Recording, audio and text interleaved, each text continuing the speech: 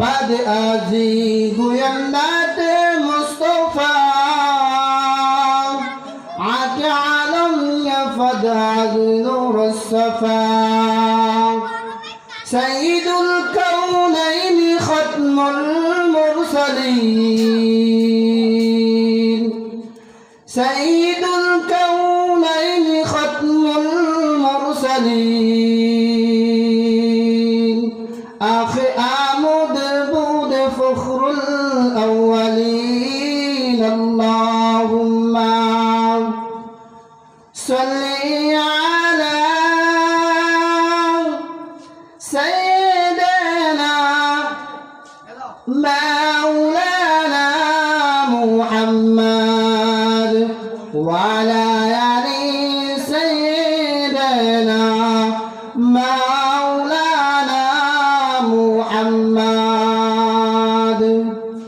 আলহামদুলিল্লাহ সমস্ত প্রশংসা আল্লাহ তাআলার জন্য। উত্তর দিগন্দি জোরপুর জামি মসজিদ ও মাদ্রাসার উদ্যোগে 23তম বার্ষিক ওয়াজ ও দোয়ার মাহফিলের সম্মানিত সভাপতি, আমার সামনে দিন প্রিয়, ইসলাম প্রিয়, রসুলের আশিক মুহাব্বতি বান্দাগণ ও পর্দার আড়ালের মা ও বোন, সকলে মহান আল্লাহ তাআলার দরবারে সর্বপ্রথম শুকরিয়া আদায় করি যে আল্লাহ পাক রব্বুল আলামিন দয়া করে, মুহাব্বত করে, ভালোবেসে আমাদেরকে জান্নাতের বাগানের ব্যবস্থা করে দিয়েছেন। এজন্য অন্তর থেকে, অন্তরের অন্তরস্থল থেকে, রসুলের প্রতি মুহাব্বতের স্থান থেকে, আল্লাহর প্রতি মুহাব্বতের স্থান থেকে একবার শুকরিয়া আদায় করি, সকলে বলি আলহামদুলিল্লাহ। এই জান্নাতের বাগান সকলে চাইলে জান্নাতের বাগান বানাইতে পারে না, সকলে চাইলে মসজিদ মাদ্রাসা করতে পারে না, সকলে চাইলে মসজিদ মাদ্রাসার সাথে সম্পৃক্ত থাকতে পারে না। যে চায় সেই এই মসজিদের সাথে সম্পৃক্ত থাকতে পারে না, মাদ্রাসার সাথে সম্পৃক্ত থাকতে পারে না, ইসলামের সাথে সম্পৃক্ত থাকতে পারে না, রসুলকে মুহাব্বত করতে পারে না। রসুলকে মুহাব্বত তো ওই ব্যক্তি করতে পারে, মাদ্রাসাকে মুহাব্বত তো ওই ব্যক্তি করতে পারে, ইসলামকে মুহাব্বত তো ওই ব্যক্তি করতে পারে, নামাজকে মুহাব্বত করে আদায় তো সেই ব্যক্তি করতে পারে যাকে আল্লাহ পাক রব্বুল আলামিন ভালোবাসেন, আদায় করার তৌফিক দান করেন। আল্লাহ পাক রব্বুল আলামিন নিজে জানিয়ে দিলেন, أفمن شرح الله صدره للإسلام فهو على نور من ربه فويل للقاسية قلوبهم من ذكر الله أولئك في ضلال مبين।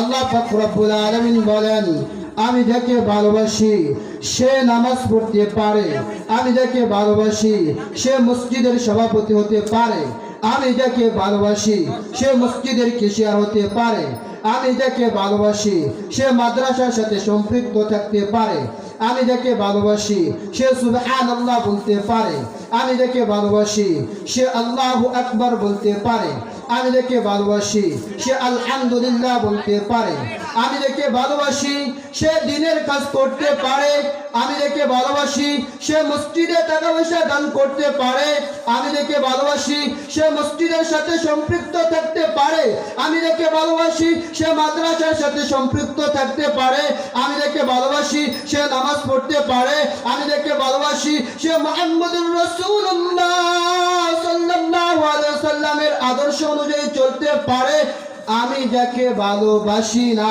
সে মসজিদকে মহব্বত করবে না, আমি যাকে ভালোবাসি না সে মাহফিল আসতে পারবে না, আমি যাকে ভালোবাসি না সে নামাজ পড়তে পারবে না, আমি যাকে ভালোবাসি না সে মাহফিলে টাকা পয়সা দিতে পারবে না, আমি যাকে ভালোবাসি না সে মাহফিলের কাজ করতে পারবে না, আমি যাকে ভালোবাসি না সে মসজিদের সভাপতি হতে পারে না, আমি যাকে ভালোবাসি না সে মসজিদের কেশিয়ার হতে পারে না, আমি যাকে ভালোবাসি না সে রসুলের সুন্নাত মানতে পারে না, আমি যাকে ভালোবাসি না সে রসুলের আদর্শ অনুযায়ী চলতে পারে না, আর আমি যাকে ভালোবাসি সে মসজিদের পথে চলতে পারে, মসজিদের কাজ করতে পারে, মাহফিলের কাজ করতে পারে, মাহফিলে বয়ান শুনতে পারে, দ্বীনের কাজ করতে পারে, ইসলামের কাজ করতে পারে, রসুলের শানে দুরূদ পড়তে পারে।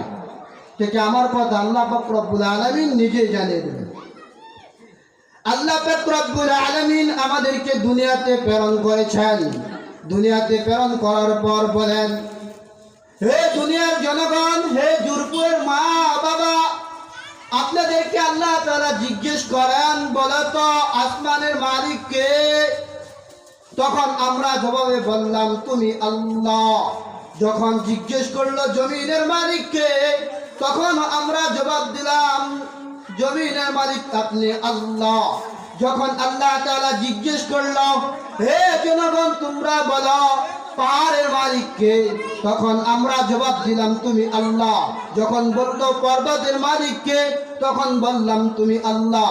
আল্লাহ পাক রব্বুল আলামিন জানিয়ে দিলেন, হে জনগণ, হে জুরপুরের যুবক ভাইরা শুনো, যেহেতু আসমানের মালিক আমি আল্লাহ, জমিনের মালিক আমি আল্লাহ, পাহাড়ের মালিক আমি আল্লাহ, পর্বতের মালিক আমি আল্লাহ, মানুষের মালিক আমি আল্লাহ, জনগণের মালিক আমি আল্লাহ, গাছপালার মালিক আমি আল্লাহ, পশু পাখির মালিক আমি আল্লাহ, সব কিছুর মালিক যদি আমি আল্লাহ হই, তাহলে আমি আল্লাহকে ভালোবাসা দরকার আছে কিনা? যদি আমি আল্লাহকে ভালোবাসা দরকার থাকে, তাহলে আমি আল্লাহকে তো তোমরা ভালোবাসবা। তখন আমরা জবাবে বললাম, হ্যাঁ আল্লাহ, আমরা তোমাকে ভালোবাসি। তখন আল্লাহ পাক রব্বুল আলামিন জানিয়ে দিলেন, আমি আল্লাহকে যদি ভালোবাসতে চাও, তাহলে আমার নবী, আমার বন্ধু মুহাম্মদকে ভালোবাসো। আল্লাহ পাক রব্বুল আলামিন বলেন, কুল ইন কুনতুম তুহিব্বুনাল্লাহ ফাত্তাবিউনি ইউহিব্বুকুমুল্লাহ ওয়া ইয়াগফির লাকুম যুনুবাকুম ওয়াল্লাহু হুয়াল গফুরুর রহিম। হে জুরপুরের মা বাবারা শুনো, যখন আমরা জবাব দিলাম আল্লাহ তোমাকে আমরা ভালোবাসতে চাই, তখন আল্লাহ জবাব দিল, যদি আমাকে ভালোবাসতে চাও, আমার রসুল মুহাম্মদকে ভালোবাসো, আমার রসুলের আনুগত্য করো, আমার রসুলের আদর্শ অনুযায়ী চলো।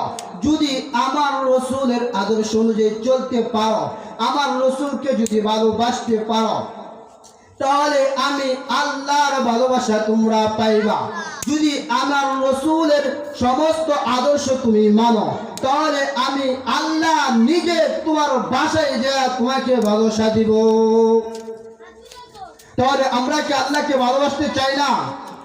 আল্লাহ পাক রব্বুল আলামিন আরো জানিয়ে দিলেন, শুনেন, আল্লাহ পাক রব্বুল আলামিন জানিয়ে দিলেন, আমি আদমকে সৃষ্টি করলাম।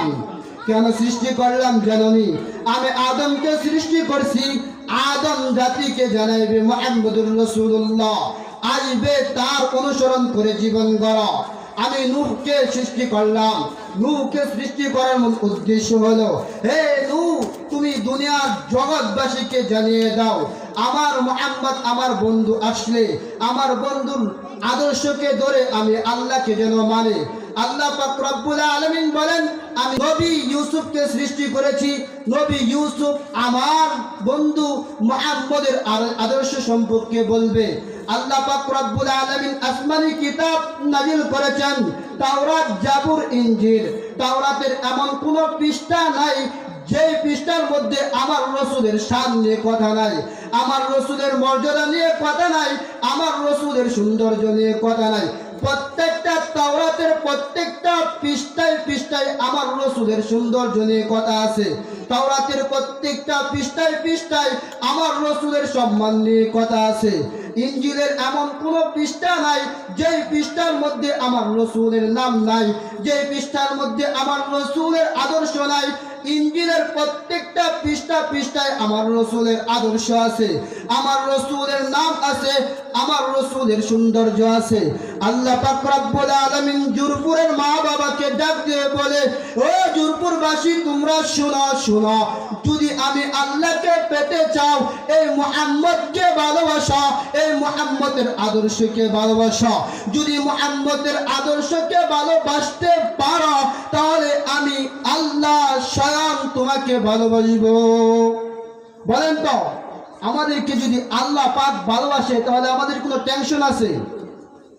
আল্লাহ পাক রব্বুল আলামিন আরো জানান, আমি আদমকে সৃষ্টি করেছি, আদম আমার বড় আশেক, নূহ নবী আমার বড় আশেক, ইউসুফ নবী আমার বড় আশেক, ঈসা নবী আমার বড় আশেক, মুসা নবী আমার বড় আশেক। মুসা নবী আমার জন্য সবকিছু করতে পারে। ইব্রাহিম নবী আমার বড় আশেক, ইসহাক নবী আমার বড় আশেক। পৃথিবীর বুকে 1,24,000 পয়গম্বর প্রেরণ করেছি, প্রত্যেকটা নবী আমার বড় আশেক। আর আমি আল্লাহ মুহাম্মদুর রাসূলুল্লাহ সাল্লাল্লাহু আলাইহি সাল্লামের আশেক। আল্লাহ পাক রব্বুল আলামিন জানিয়ে দিলেন, আমি সমস্ত নবীকে প্রেরণ করেছি। ইব্রাহিম নবী তার সন্তানকে কুরবানি করতে রাজি হয়েছে আমার আশেক হওয়ার কারণে। আর আমি আল্লাহ জানিয়ে দিলাম, ইব্রাহিম এই তার সন্তানকে কুরবানি করতে রাজি হওয়ার কারণে আমি তাকে সন্তুষ্টির ঘোষণা দিলাম যে আমি ইব্রাহিমের বন্ধু হয়ে গেছি। এজন্য ইব্রাহিমের নাম দিয়েছি আমি খলিলুল্লাহ। আর আমার হাবিব, আমার বন্ধু মুহাম্মদুর রাসূলুল্লাহ সাল্লাল্লাহু আলাইহি সাল্লামের নাম দিয়েছি হাবিবুল্লাহ। এখন আমাদের পার্থক্য কেমন দেখেন? খলিলুল্লাহ অর্থ হলো আমার বন্ধু, আমার বন্ধু আমার জন্য সবকিছু করবে। আর হাবিবুল্লাহ, এই হাবিবুল্লাহ অর্থ হলো বন্ধু, হাবিবুল্লাহ অর্থ হলো আমি আল্লাহ হাবিবুল্লাহর জন্য সবকিছু করতে রাজি। এমন দামি নবী পেয়েছি, এই নবীর উপর দুরূদ পড়া দরকার আছে না? একবার মন থেকে আবার শুকরিয়া দান, দুরূদ শরীফ পাঠ করি সকলে বলি সাল্লাল্লাহু আলাইহি ওয়াসাল্লাম। এখন এই নবী পেয়ে এমনিতেই শেষ, দেখেন কি মর্যাদা। আল্লাহ তাআলার কাছে আমরা দরখাস্ত করি না আমাদেরকে মুহাম্মদুর রাসূলুল্লাহ শ্রেষ্ঠ নবীর উম্মত বানাও, কিন্তু আল্লাহ পাক রব্বুল আলামিন বড় দয়া করে মায়া করে ভালোবেসে আমাদেরকে মুহাম্মদুর রাসূলুল্লাহ আল্লাহ তাআলার বন্ধুর উম্মত বানাইছে।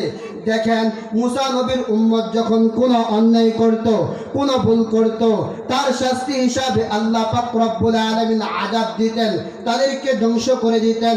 নূহ নবীর উম্মত কি করছেন? নূহ নবীর সাথে বেয়াদবি করেছেন, আল্লাহ তাআলার বিধান মানে না, আল্লাহ পাক রব্বুল আলামিন তাদেরকে আযাব দিছে। কি আযাব? মাত্র 40 জোড়া রাইখা পৃথিবীর সমস্ত কিছুকে পানি দ্বারা, বন্যা দ্বারা ধ্বংস করে দিয়েছে। ঈসা নবীর উম্মতকে আল্লাহ পাক রব্বুল আলামিন ভুল করার কারণে, আল্লাহকে না মানার কারণে, রসুলকে না মানার কারণে তাদেরকে ধ্বংস করে দিয়েছে। মুসা নবীর উম্মত আল্লাহকে না মানার কারণে, আল্লাহর রসুলকে না মানার কারণে তাদেরকে ধ্বংস করে দিয়েছে। নূহ নবীর উম্মত আল্লাহকে না মানার কারণে, নূহ নবী আল্লাহর রসুলকে না মানার কারণে তাদেরকে ধ্বংস করে দিয়েছে। কিন্তু আমরা এমন এক নবীর উম্মত যে আমরা শত শত অন্যায় করি, পাপ করি, গুনাহ করি, নাফরমানি করা সত্ত্বেও আমার নবী মুহাম্মদুর রাসূলুল্লাহ সাল্লাল্লাহু আলাইহি সাল্লামের খাতিরে আমাদেরকে ধ্বংস করে না। আল্লাহ পাক রব্বুল আলামিন জানিয়ে দিলেন, কুল ইয়া ইবাদিয়াল্লাযীনা আসরাফু আলা আনফুসিহিম লা তাকনাতু মির রাহমাতিল্লাহ। আল্লাহ পাক রব্বুল আলামিন জানিয়ে দিলেন, ওয়াসি নামে একজন সাহাবী ছিলেন। ওয়াসি সে এমন কোনো পাপ নাই দুনিয়ার বুকে করে না, এমনকি এমন কোন পাপ নাই, জিনা বলেন করেছে, চুরি বলেন করেছে, ডাকাতি বলেন করেছে, মানুষকে হত্যা করেছে, এমনকি মুহাম্মদুর রাসূলুল্লাহ সাল্লাল্লাহু আলাইহি সাল্লামের কলিজার টুকরা চাচা হামজালাকে হত্যা করেছে। শুধু হত্যা করে ক্ষান্ত না, প্রত্যেকটা অঙ্গকে কায়টা টুকরা টুকরা করে ভাগ করেছে। এমনকি কলিজাকে ছিঁড়ে একজন নারীকে বাজি কইরা খাওয়াইছে। কেমন জঘন্যতম অপরাধ করেছে বলেন তো?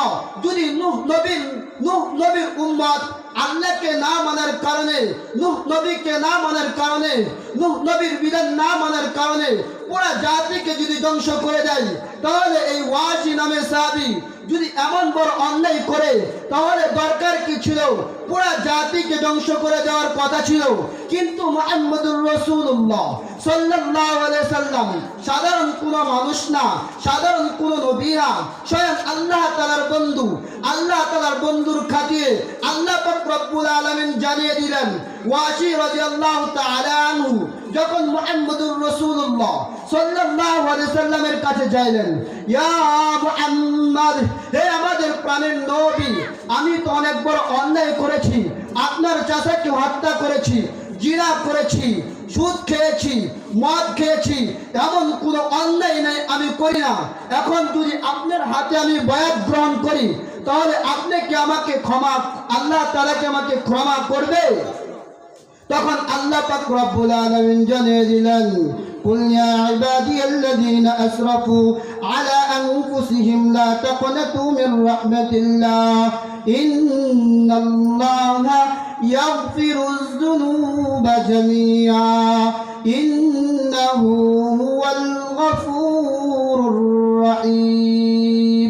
হে নবী, আপনি আপনার উম্মতদেরকে বলে দেন, যত বড় অন্যায় করে না কেন যেন নৈরাশ না হয়ে যান। নৈরাশ হয়ে গেলে শেষ।